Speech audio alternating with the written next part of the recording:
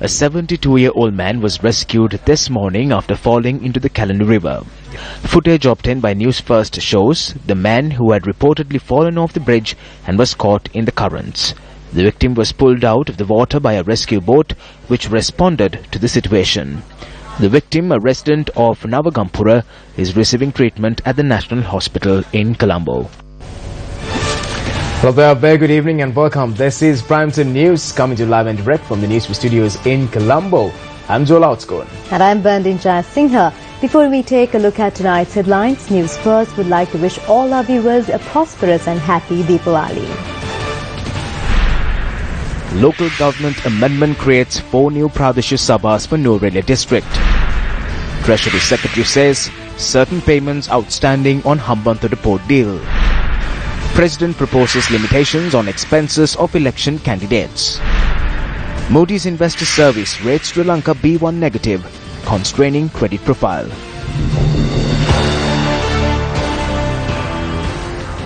Treasury Secretary Dr. R.H. Samaratunga notes that the Treasury is yet to receive payment from the Chinese company which has entered into a PPP with the government regarding the Hambantota port. Samaratunga noted that the payments would not be made until Sri Lanka fulfills its commitments regarding the agreement. Addressing a media briefing in November last year, Governor of the Central Bank, Dr. Indrajit Kumaraswamy, noted the value of the rupees would stabilize once the country receives around $1 billion through the Hambantota Port Agreement. It has been around 3 months since a PPP agreement between the Sri Lanka Ports Authority and China Merchant Port Holdings was signed regarding the operation of the Hambantota Port. Chairman of the Ports Authority, Dr. Parakrama Dissanayake, noted that a period of 6 months has been granted through the agreement to fulfill the commitments agreed through the meeting. Dr. Dissanayake notes that the commitments are currently being fulfilled, adding that China Merchant Port Holdings would need to fulfill its financial commitments when Sri Lanka fulfills its commitments. According to Central Bank Governor Dr. Indrajit Kumaraswamy, the first tranche of funds from the Hambantota Port deal is expected to reach the country in the 2nd or 3rd week of next month. The first tranche is expected to come up to a total of 100 million. The second tranche of 300 million is expected in 3 months, while the balance is expected in the following 3 months.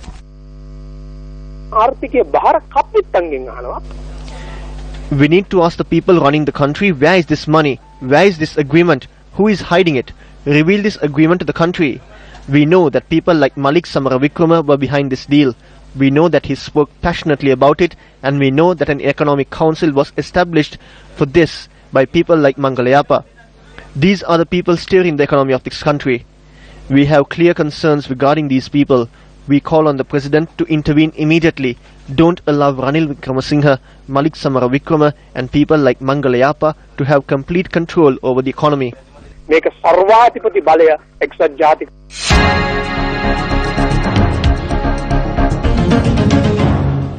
And in news from the President's Diary this evening, UN Special Rapporteur Pablo de Grief met with President Maithripala Sirisena. The visiting UN Special Rapporteur met with the President at the President's official residence last night. Secretary to the President Austin Fernando and Secretary to the Ministry of Foreign Affairs Prasad Karyavasam were also present at the meeting. The World Bank, in a feature article on the Sri Lankan government's New Vision 2025 Economic Development Plan, has said that the Indian Ocean island needs to look beyond its 20 million market and increase its global competitiveness to sustain long-term growth. While endorsing Vision 2025 as a course that sets out reforms to make the economy competitive and lift standards of living, the World Bank has assured its support to help address constraints to economic growth identified in the Vision 2025 policy document. Unequal economic development across provinces, land administration and the island's rapidly aging population has been identified as impeding Sri Lanka's growth. The World Bank said that they are supporting the government on initial technical work to expand and review broader constraints in land administration and to expose stakeholders to international experience and good practice. The bank also said income protection for Sri Lanka's senior citizens are not adequate and reforms are needed for pension systems like the EPF and the ETF for reliable support for the aging and vulnerable segments.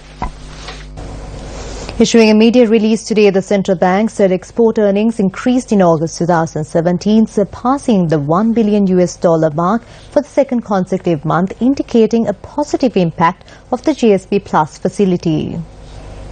According to the central bank, export earnings increased by 15.5% year-on-year to $1,001 million in August 2017 due to an increase in industrial exports followed by agricultural exports.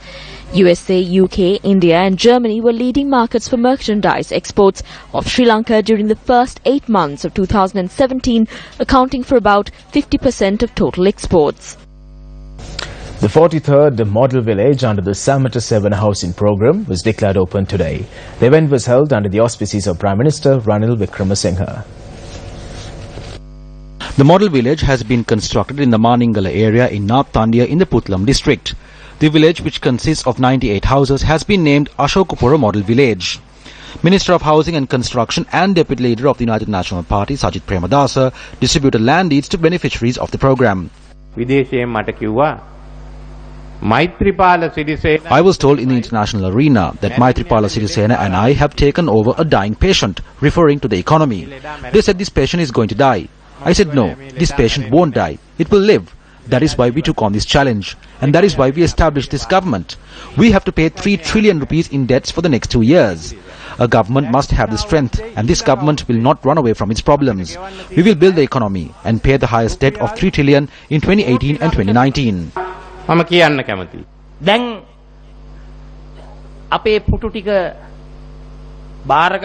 There is a greedy group with a flower bud waiting to take over our seats. They claim we have disrupted the unitary state of the country. If we are to actually create a unitary country, it shouldn't be limited to just words. This country has to become one. Certain communities cannot stand tall. If an atmosphere is created where all the communities live as one in coexistence, that is a unitary state. Our government is affirming this unitary state. Self-employment equipment was distributed among 450 families in the district. The foundation stone was laid for a multi-purpose building to provide facilities for the people in the area, while housing donations were awarded to the parents of a child who excelled in the Grade 5 scholarship examination. The Buddhist Council of the Malbatu and Askeri chapters note that the government should move ahead with the existing constitution and halt preparations being made to create a new constitution. The statement was released following discussion at the Temple of the Tooth Relic. A new constitution is not necessary. The existing constitution is good enough. We are expressing the joint protest of all the Sangha in the country. However, we do require the electoral system for elections. We are also of the opinion that the powers of the President should remain intact. We have reached a decision that the members of the Sangha will stand united and oppose this.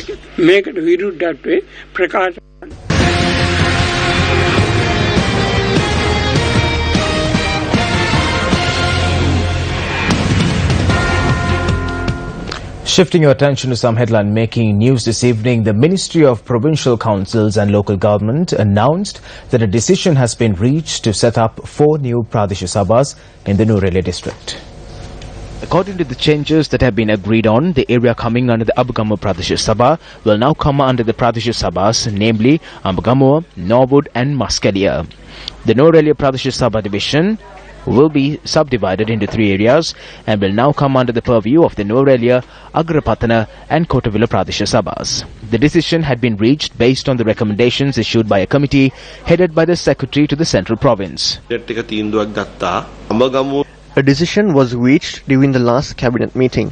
There are over 200,000 people living in the Ambagamuwa Pradesh Sabha area. There is a similar population in the Newrelya Pradesh Sabha area. There is a large population, so they are not being treated fairly. The decision was to split these Pradesh Sabhas into 3 or 4. Yesterday, a meeting was held with politicians from the estate sector and government officials in this regard. The ministry's proposal was officially informed. We will have another meeting on Tuesday at 2:30 p.m. The cabinet believes that there is nothing wrong in ensuring the rights of people in the estate sector before the next election. Democracy, the power that belongs to the people. Are you ready and able to be the solution you seek? Jana Asuna, Phase 2 in Anuradhapura. Coming soon. Public representatives are elected to office to address the needs of the masses. However, their conduct on numerous occasions have come under criticism. The Northwestern Provincial Council was scheduled to start at 9:30 a.m. yesterday. However, due to the lack of quorum, the session started at 9:45 a.m. Thereafter, the session was adjourned for tea at 11 a.m. The council convened again. However, there was a 15-minute delay due to the lack of quorum. This is how the councillors were behaving while the session was underway.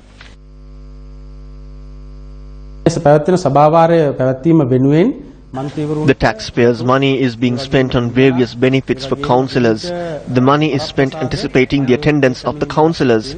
Large sums of money are being spent for electricity and water, overtime for officials, attendance allowance for members, breakfast, lunch and tea for the councillors. Why are we spending this money? We are indebted to what is spent on us. The council only convenes 24 times a year, which is twice a month. If the ruling and opposition councillors cannot make arrangements to come here twice a month and meet and discuss issues, the northwest of this country is indebted for the 400,000 rupees that is spent on us. The Central Provincial Council convened at 10 last morning. However, as a lack of quorum was evident, by 1 in the afternoon, sessions were adjourned for an hour. There was a lack of quorum when the sessions resumed at 2 p.m. and the council was adjourned till the 7th of November. Yesterday, a condolence over the passing of former councillor U.S. Pereira and former governor Alawi Maulana were presented to the Western Provincial Council. As expected, there was a lack of quorum at this session.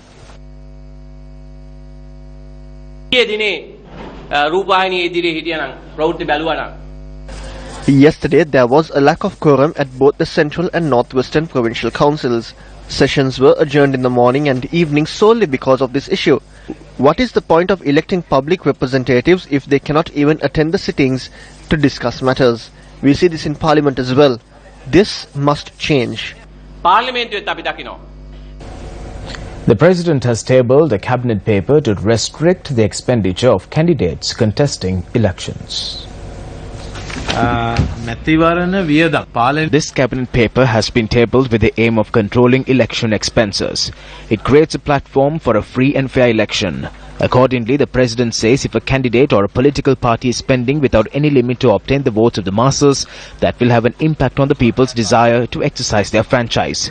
He adds there are regulations in countries like India to limit the expenditure for elections in order to make the election a free and fair one. Regulating the expenses will enable us to minimize illegal activities and acts of election violence. The cabinet paper goes on to say that this matter was discussed in 2013, 2014 and 2015 with the secretaries of political parties, the Department of Elections, the attorneys as well as the Elections Commission. Thereafter in 2016, the matter had been discussed with the Elections Commission, party representatives and the party secretaries. Though this was discussed, no action was taken. There was consensus amongst the political parties. There were no objections to this. We now cross over for a short commercial break. Before that, here's a look at cartoonist Lasantha Ladoaheti's interpretation of today's news.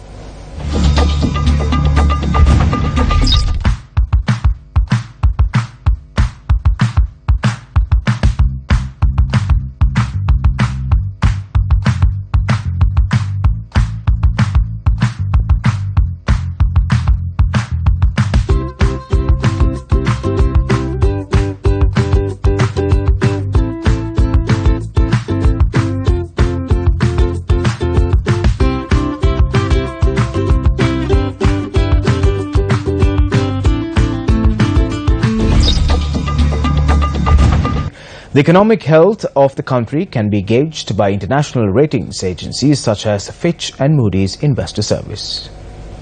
Yesterday, we reported that Fitch, in its rating of debt-ridden state-owned Ceylon Electricity Board, has issued it a top credit rating of AAA with a stable outlook. In its explanation, Fitch states that this was because of its financial liabilities being guaranteed by the government of Sri Lanka. However, Moody's Investor Service gives the government of Sri Lanka a B1 negative rating. Yesterday, Moody's notes Sri Lanka's massive borrowing requirements and heavy reliance on external and foreign currency funding exposes the country to material liquidity and external financing risk. Moody says external vulnerability will increase when large international debt repayments are due between 2019 and 2022. The bunching of these future external liabilities, which will average $3.6 billion per year, raises rollover and external vulnerability risks. Moody's notes reforms could reduce external vulnerability, but their impact is not fully clear yet. Moody's had given Sri Lanka a B1 stable rating at the start of 2016. A debate was held in Parliament yesterday on the arrest of a group of parliamentarians following the recent protests in Hambantota.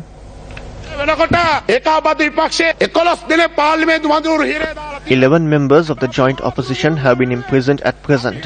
However, we are willing to stay in jail on behalf of our motherland. We haven't stolen anything. We didn't end up in prison because we were protecting thieves. We took a stand on behalf of the country. It is our responsibility to ensure that future generations have a country. බුදු අම්මෝ කතා කරපු හැටි 2500 ගාන ඉතිහාසය තුල අර ගොංගාඩි ගොල බණ්ඩලා They speak like national heroes. They are the same people who stole and engaged in acts of thuggery in the last government. They sold the land opposite the Golf Face Green to the Chinese. They sold it to Shangri-La. Now they are making statements shamelessly. අද ලැජ්ජ නැතුව කතා කරනවා ඒ උද්ඝෝෂණ කරන පිරිස අද දවසේත් බන්ධනාගාර. The protesters are still in prison today. The courts provide decisions based on the evidence presented by the police. The people are well aware of who is taking the lead in proving this information to the police. මූලිකත්වය අරගෙන ඉන්නේ කවුද කියන එක පිළිබඳව හම්බන්තොට දිස්ත්‍රික්කයේ ජනතාව මේ වෙලාව හොඳටම දන්නවා. මේ උද්ඝෝෂණයේ පිටුපස සම්පූර්ණ තියෙන්නේ දේශපාලන න්‍යාය පත්‍රයක්. We need to clearly state that there is a political agenda behind this protest. When members were flocking to our branches, they thought of holding a protest to disturb this. They create a narrative, and it was that the government is selling Maithripala. We have not reached such a decision. They wanted to pull the people onto the streets, create a scene, and wanted to get us to kill someone. The people believe that Maithripala will not be sold. During the protest, I was their target. They burnt effigies and pictures of me. I am not a politician who enjoys seeing other MPs being imprisoned. If I was involved in sending them to prison, I should also be involved in granting bail. What did they say when they came out? They said that the UPFA Secretary Amaravira had issued a letter against bail being granted. I will be taking legal action against persons who made these claims. In his heart, MP Namal knows what I have done for him and his family after the government changed. එතුමා වෙනුවෙනුත් එතුමාගේ පවුල වෙනුවෙනුත් මම කරපු කාර්යභාරය. මතක් කරන්න කැමති I need to remind everyone that we went to Maithripala on an inspection tour when we were members of the opposition. Believe it or not, we were shot at. Unfortunately, it doesn't seem that the people responsible have been punished. Former President Mahinda Rajapaksa participated in religious events at the Vishnu Kovil in Dehiwala.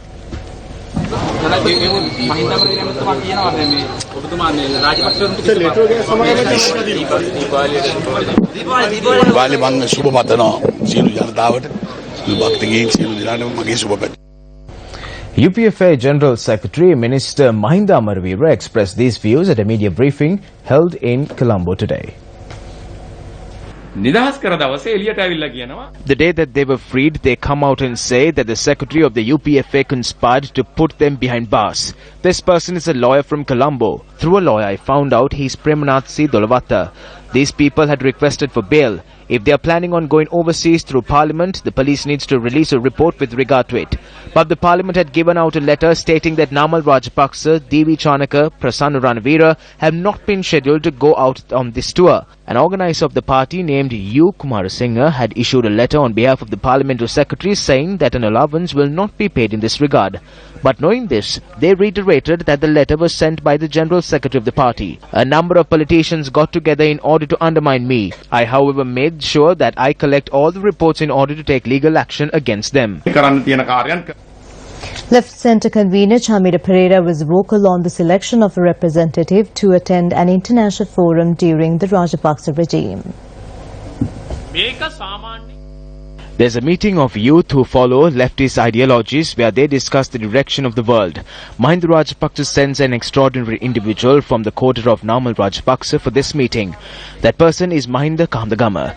We are aware of this person's history. He had flown for this meeting in a Qatar Airways flight. During the flight, he had smoked. The airline had turned back and questioned Mahinda Kahandagama for more than 6 hours and imposed a fine of 350,000. Mahinda Rajapaksa and Namal Rajapaksa sent such a person to Moscow. We saw the pictures on Facebook. These are the people used by Mahinda Rajapaksa for his oppressive political culture in recent times. The first annual general meeting of the Sri Lanka Retailers Association was held in Colombo yesterday. The event was held under the auspices of the Minister of Law and Order and Southern Development, Sagala Ratnayaka. I noticed your tagline is enhancing the quality of life. This is the government's tagline as well. We are focused on making a better life for our people. We want people to have money in hand. We want to be open for business as a country. We had to do a lot of work to set the stage. When we have the port city. The port city had a rough start under the new government. It is now expected that the reclamation will be completed by 2019. The first investment on the reclaimed land is expected to begin by middle of next year. It's the fourth consecutive day of the 19th World Festival for Youth and Students. Newsfirst Azra San filed this report from Sochi, Russia. Today marks the Middle East Day of the 19th World Festival for Youth and Students, where several panel discussions on youth, unemployment and capitalist crisis were held. Colorful events took place at the main media center, where a classical dance item was performed by a group of Sri Lankan delegates.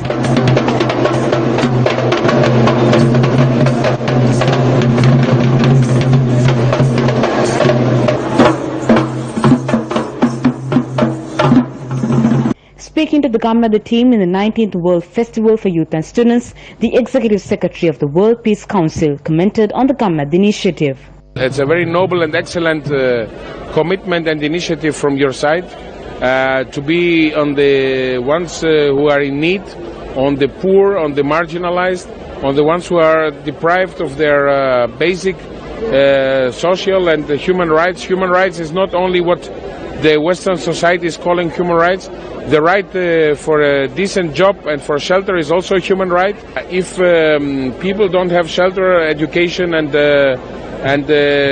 good nutrition and food, then what is the dignity of their life? So we appreciate your initiatives to stand by and to help people, especially when you help them to emancipate, to stand up and to fight for their rights. World Festival for Youth and Students is currently underway in Sochi, Russia. What you see behind me is Russian spacecraft. Delegates representing more than 108 countries are given the opportunity to experience and to learn about numerous topics, including the new emerging technologies. Newsfirst, being the only media organization present at the 19th World Festival for Youth and Students, is ready to keep you updated on the festival. Signing off for now, I'm Azra Hassan with Gyanu Gyogar and Yasra Kamasri for Newsfirst.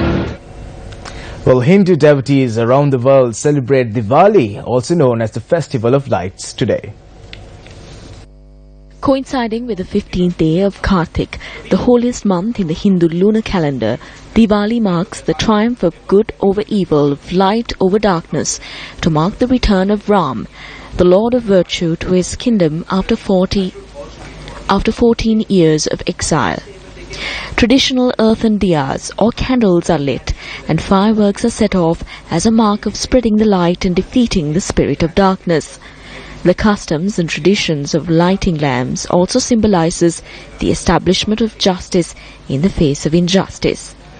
Devotees who remember the dead during the festival also treat themselves to a range of assortments and sweets. Issuing a message to mark Deepavali, President Maithripala notes, quote, "When harmony has become essential for the existence not only of our country but also of the entire world, we should be totally committed to build a deep bond and mutual understanding based on the coexistence and reconciliation, avoiding the divisions of race, religion, caste, etc."